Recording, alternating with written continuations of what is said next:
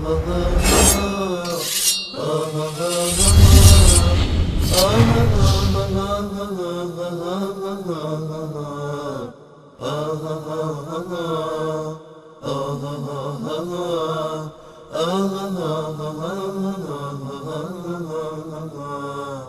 علیکم بیننده گرامی، بفرمایید. خسته نباشید. سلامت باشید آقای محترم. خودتون شبکه وصال، خودتون رو معرفی کنید. از کجا زنگ میزنید؟ بهرام هستم از استان مازندران. آقا بهرام از مازندران. آقا بهرام بفرمایید در مورد موضوعاتی که مطرح شد اگر مطلبی دارید. خیلی از تلفن شما رو قبول دارم ولی خیلی از تلفن شما یک طرف است. یکی از اینایی که یک طرف است انتخاب بکنه آقا بهرام عزیز، بهش پاسخ بده، ما خیلی خوشحال میشیم. آقای انصاری، من نزدیک یک ماه دارم تماس میگیرم، موفق نشدم. درست. بعدم یه چند تا سوال میپرسم. یه 11 تا سوال از این برنامه‌ای که شما رو نگاه کردم خیلی خلاصه میکنم، خواهش کنید جواب بدین.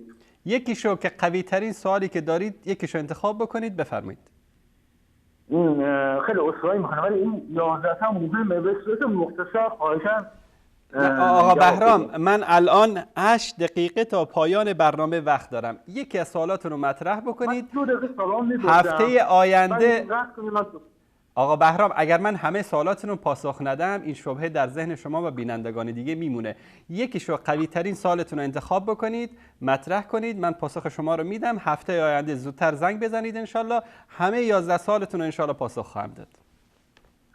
سوال اول، اون درباره کشتار شیعه که الان داره تو سراسر کشورهای عرب و کشورهای دیگه داره انجام میشه. بله. درسته؟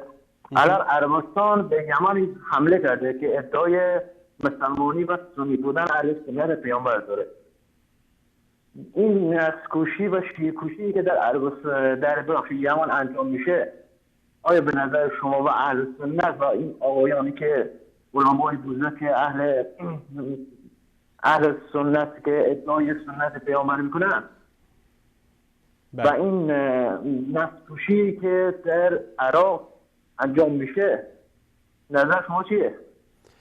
برادر عزیز، نسل کشی در هر جا، ولو اینکه یهود و نصارا، ولو اینکه کفار باشن، هر کسی که انجام بده، چه سعودی چه غیر سعودی، از دیدگاه ما مردود است، عمل ناجایز است. نه خدا گفته، نه قرآن گفته، نه پیغمبر گفته، نه دین اسلام گفته.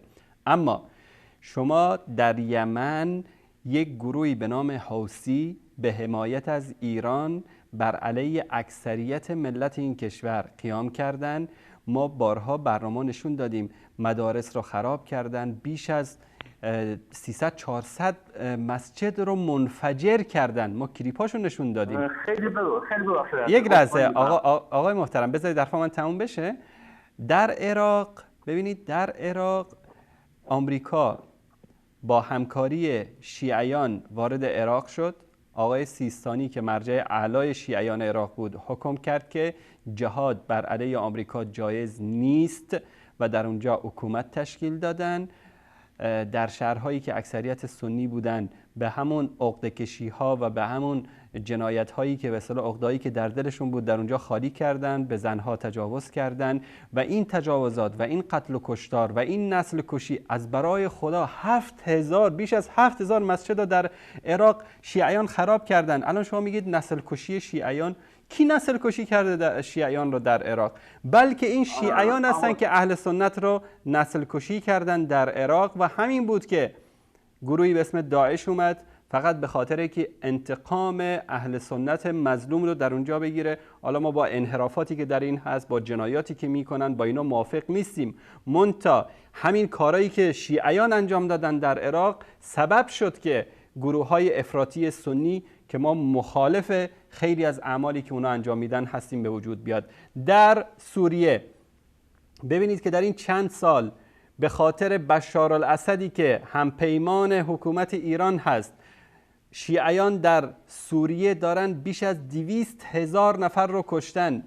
در یکی دو شهر بیش از 7,000 کودک رو قتل عام کردن. شما از کدوم نسل کشی دارید صحبت میکنید؟ نسل کشی در یمن چند نفر بیگناه رو در یمن کشته، ولو اینکه سعودی بکشه انسانهای بیگناه رو هیچ کسی اینو تایید نمیکنه. اما شما من رسانه هاتون رو من نشون دادم اینجا که چقدر دروغ میگن، چقدر مطالب رو وارونه جلوه میدن برای ملت ایران. آقای یه لحظه بفرمایید. یه لحظه عذرخواهی میکنم. بفرمایید. الان این نسل‌کشی که در پادگان های شیعه کشی مثلا عراق اتفاق افتاد. آقای محترم همین شهر تکریت هفته گذشته شهر تکریت رو همین شبه نظامیان شیعه که به نام هشت شعبی بهش میگن گرفتن و در این شهر حتی به کودکان هم رحم نکردن. شما از کدوم نسل کشی دارید صحبت میکنید؟ مال مردم رو غارت بردن، خونه های مردم رو، مغازه های مردم رو با آتش کشیدن. آقای محترم یک کمی منصف باشید. آقای انصاری یه لحظه خواهشم بفرمایید. در شهر که عراق 1700 شیعه رو کشتن.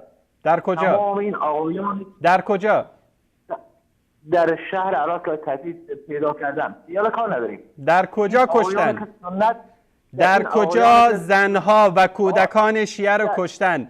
داعش کشته، درسته که کشته. کیا رو کشته؟ کسانی که باشون جنگیدن رو کشته. همون کسایی رو که بله. یکی از حمایت کنندان داعش کی هستن؟ آقا نشون این تصاویر رو نگاه کن آقای محترم، این تصاویر رو نگاه کن. دوستان صدای منم داشته. این یک کودک زیر 10 سال عراقی است. این یک کودک زیر 10 سال عراقی است که همین شیعیانی که وارد شهرهای اهل سنت شدن این بیچاره رو به اسارت گرفتن. حرفایی که به هم دیگه میزنن میگن ببینید انتقام گرفتیم، انتقام حسین رو گرفتیم، انتقام شهدامون رو گرفتیم از یک کودک بیچاره. نگاه کنید. آیا آقای محترم یک کمی منصف باشید، یک نمونه نشون بده که همون قسی القلب ترین اهل سنت اومده باشه یک کودک شیعه رو اینطوری کشته باشه. این یک نمونه است. من اگر دوست داشته باشی من 3-4 ساعت اینجا میتونم فیلم برات پخش بکنم از جنایات شیعه در عراق. نگاه کن. یک معتدل شیعه نشون بده به من در عراق. یک معتدل شیعه نشون بده. یک معتدل شیعه در عراق نشون بده. یک معتدل شیعه در ایران نشون بده. در این نظام خبیث آخوندی یک معتدل نشون بده. من به عموم شیعیان، به ملت شیعه نمیگم، به این حکومت شیعه، به این حکومت رافضی منحوس خمینی یک معتدل به من نشون بده. آقای انصاری جان، شما یک طرفه دارن قضاوت می‌کنید، رسانه‌هایی که اختیار شماست دارن یک طرفه تمام چیزایی که مورد نظر شماست دارن پخش می‌کنید.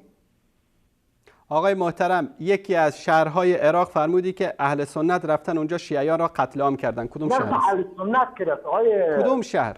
کدوم شهر؟ سنت پیامبر. تشکر میکنم برادر گرامی. یک کمی اگر به قول سیدنا حسین ابن علی رضی الله تعالی عنه اگر مسلمان نیستید حداقل آزاده باشید. این اون کمترین چیزی که میتونید شما داشته باشید. حداقل آزاده باشید. اگر انسان نیستید، اگر مسلمان نیستید، آزاده باشید. همه جا دارید قتل عام میکنید مسلمان ها رو، بعد داد میزنید که قتل عام شدید و فلان کردن. امروز در کجای جهان اسلام پای منحوس خمینی و سربازان خمینی نرسیده که در اونجا مسلمان ها بدبخت نشدن؟ در افغانستان، در عراق، در سوریه، در بحرین، در پاکستان، در یمن، در همه جا امروز مسلمان ها رو در آفریقا به جان هم دیگه انداختید. کمی خجالت بکشید. شما آخرین کسایی باشید که از حقوق مسلمان ها و از حقوق بشر و از اسلام و از این مسائل صحبت بکنید. جنایت های سپاه پاسداران در سراسر دنیا زبانزد خاص عام هست. به هیچ کس رحم نکردید. شما بیش از 7000 مسجد رو در عراق خراب کردید. صدها امامان مساجد رو به خاک و خون کشیدید. صدها هزار عراقی رو کشتید فقط به خاطر اینکه سنی بودن. ما کلیپش رو قبلا پخش کردیم که یک کودک سنی رو فقط به خاطر اینکه اسمش عمر هست زنده زنده تو آتش سوزاندن. میگید که اینا متطرفین، اینا افراطیای شیعه هستن. یک معتدل نشون بدید به من در بین این جنایتکارایی که در عراق هستن. یک معتدل نشون بدید که من بگم آقا این معتدل. ایاد علاوی شما معتدل هست، نوری مالکی شما معتدل است، مقتدا صدرتون معتدل هست، اون زندیق اکبر سیستانی که عراق رو به آمریکا فروخت معتدل هست. کدومتون معتدل هستید؟ یا خمینی و خامنه‌ای معتدل هستن که خدا همشون رو لعنت بکنه و با فرعون و هامان و ابو جهل و ابو لهب محشور بشن؟